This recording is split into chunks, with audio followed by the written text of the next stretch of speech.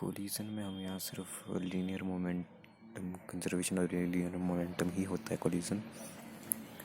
और हम ये वाला कोलिजन पढ़ेंगे जिसको बोलते हैं हम हेड ऑन कोलिजन, मतलब इस तरफ को ऐसे जब टकराएंगे तो फिजिकल कांटेक्ट होना ज़रूरी नहीं है, जैसे कि वो लड़की ने मारा था उसको जबकि वो टच भी नहीं हुए थे।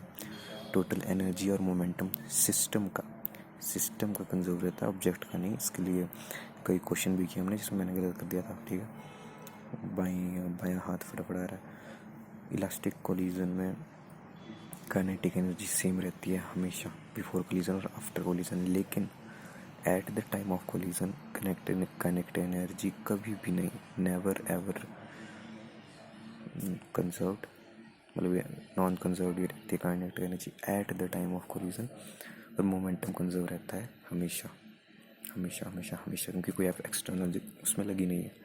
यहाँ पर हम सब इंटरनल की बात कर रहे हैं, ठीक है। तो एक्सटर्नल नहीं लगी तो यही है। और ई का मतलब है कि अब हमारा कोलिजन किस तरह का था।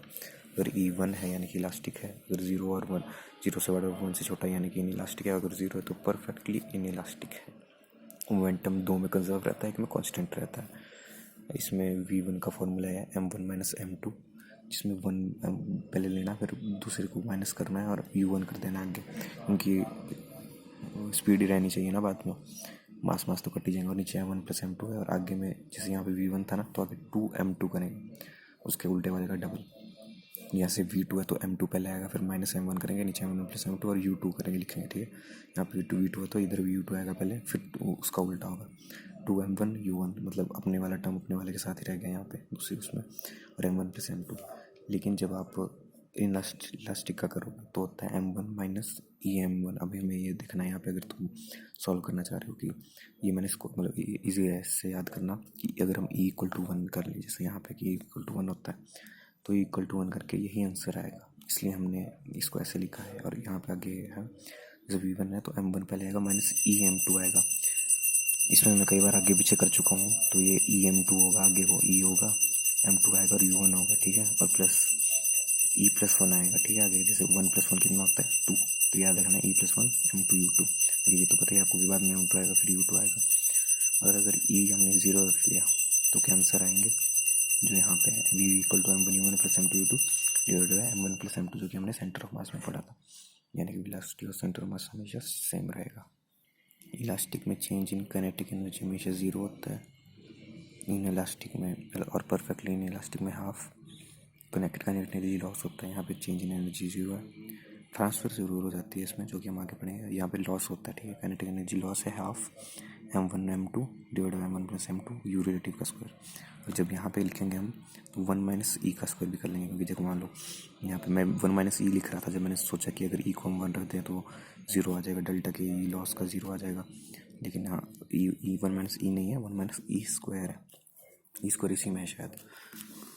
परफेक्टली इन इलास्टिक के लिए ई इक्वल टू 0 होता है, और इन इलास्टिक के लिए होता है, मतलब परफेक्टली इलास्टिक के लिए होता है 1, ठीक है। यहाँ पे है कि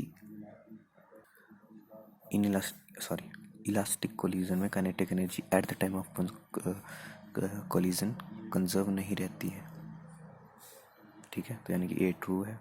दो स्टील बॉल के बीच में कैसा कोलिजन होगा, रेस्टिट्यूशन मतलब 0 और 1 के बीच में लाई करेगा, यस, क्योंकि वो इन इलास्टिक है, परफेक्ट इन इलास्टिक चिपकेगा तो है नहीं, और इतना बाउंस बैक भी नहीं होगा उस तरह से।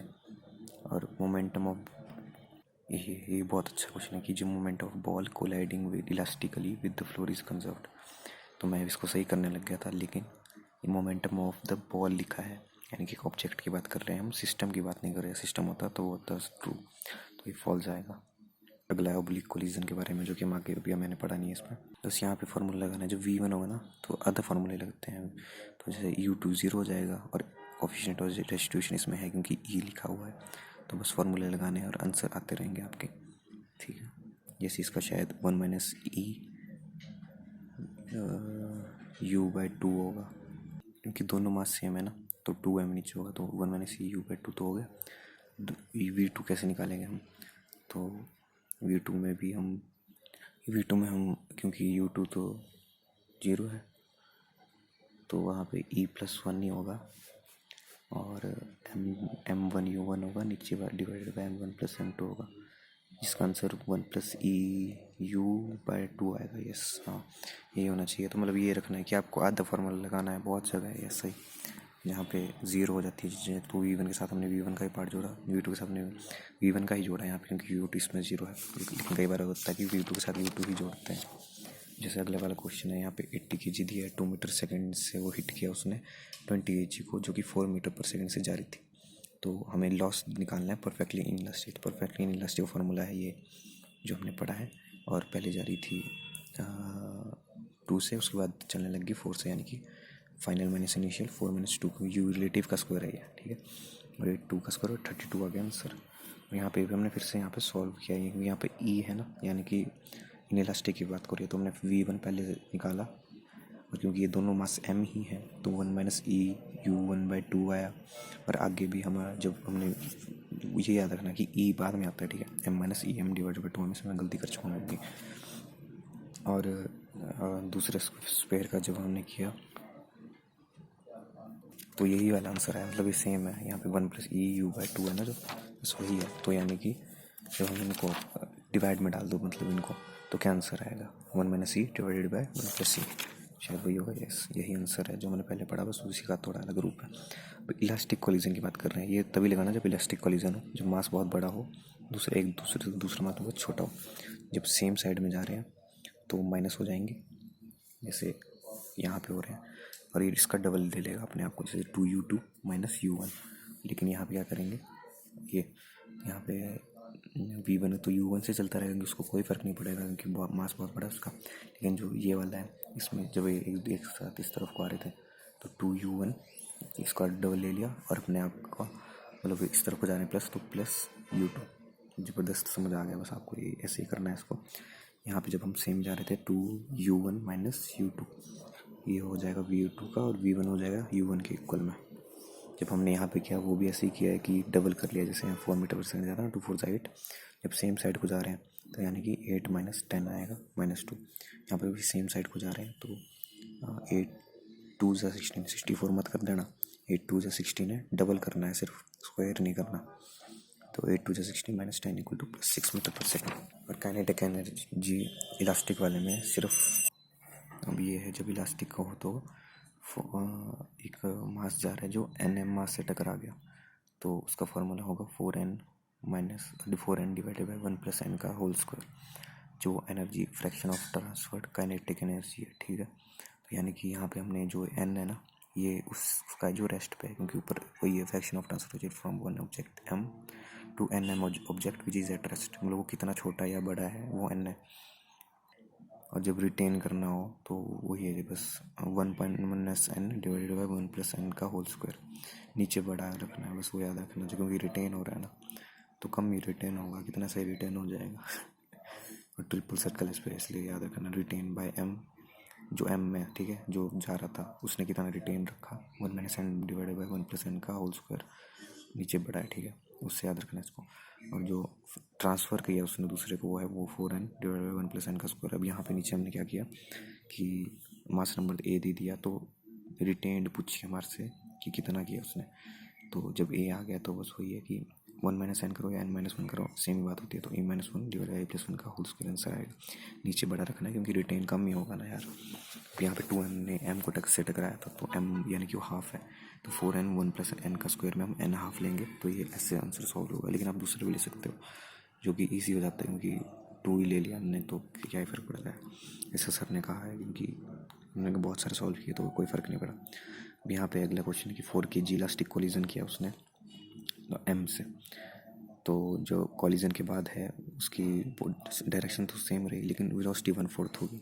तो मैंने भी वही किया था, जब 4 kg उसको 4 मीटर पर सेकंड से मान लो, और उसके बाद जो m से टकराया कोलिजन से, तो 4 kg 1 मीटर पर सेकंड हो गया। इलास्टिक कोलिजन था इसलिए बाकी उस तरफ को चला गया। तो हमें मास निकालना है सेकंड वाले का, तो हमने वही निकाला कि V1 का फार्मूला होता है m1 - m2 / 1 + m2 × U1 + 2m2U2 / 1 + m2, जो V1 का कर रहे हैं हम, ठीक है। लेकिन यहाँ पे U2 है 0, तो 0 कर देंगे। 4 - m और 4 + m, U1 हमने 4 ले लिया है, तो बस उसको सॉल्व करके आंसर आ जाएगा m = 2.4 kg। V2 निकालने की जरूरत नहीं है, V1 से हमारा पास आ चुका है क्योंकि U2 0 हो गया था। जब इलास्टिक कोलिजन ही हो, मतलब इलास्टिक कोलिजन की बात कर रहे हैं हम तब से, और सेम मास है, ठीक है, तो और उन्होंने कोलिजन कर लिया हेड ऑन, तो उनकी इंटरचेंज हो जाती है वेलोसिटीज। जैसे यहाँ पे पहले आइडेंटिकल मासेस लिखे हैं, आइडेंटिकल मतलब भी सेम मास हुआ ना, +0.5 और -0.3 से जा रहे थे, तो अगली बारी में वो -0.3 और +0.5 से जाने लग जाएंगे। और जब एक बड़ा मास छोटे मास का करता है तो छोटा मास उसका डबल कर लेता है, ठीक है, क्योंकि तो उसकी वेलोसिटी उसकी डबल हो जाती है बड़े वाले से। तो यहाँ पे कोई आंसर आएगा, जैसे 15 से जा रहा था, उसने स्ट्राइक किया छोटा मास, तो जो छोटा मास था उसकी वेलोसिटी क्या होगी, तो 30 मीटर पर सेकंड उसकी वेलोसिटी होगी, क्योंकि डबल हो गया ना। अपनी तो कितनी थी, अपनी उसकी रेस्ट पे थी, तो -0 करेंगे तो उतना ही होगा। अब लिफ्ट के अंदर हमने बॉल गिराई नीचे को 10 मीटर पर सेकंड से, और लिफ्ट ऊपर को जा रही है 1 मीटर पर सेकंड से, तो इतना तो पता ही है कि मास बहुत बड़ा है दूसरी वाली का, और अपोजिट डायरेक्शन में जा रहे हैं, यानी कि प्लस होगा।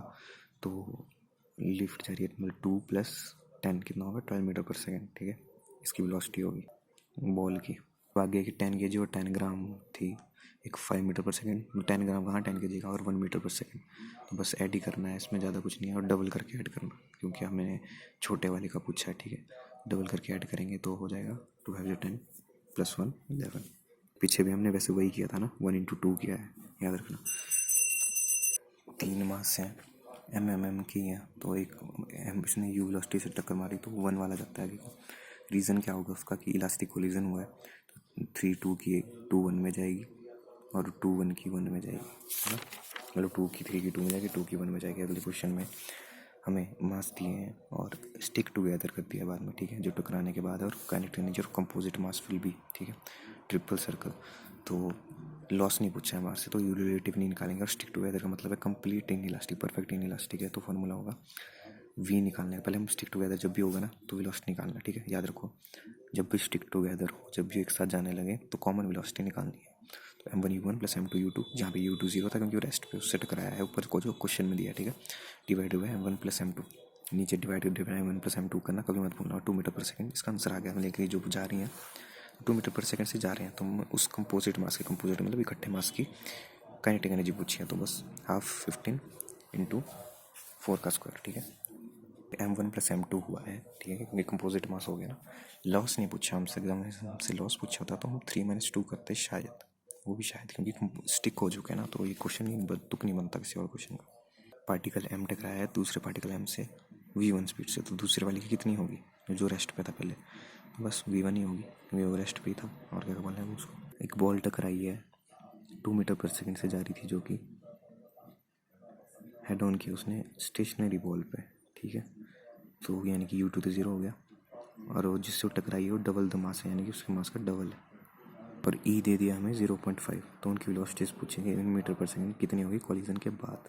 तो m हमें पता है, -12 करना है, तो m - m की बच हुआ तो 0 ही बचा, तो 0 तो ऑप्शन में है, तो यानी कि ए या बी में से आंसर है।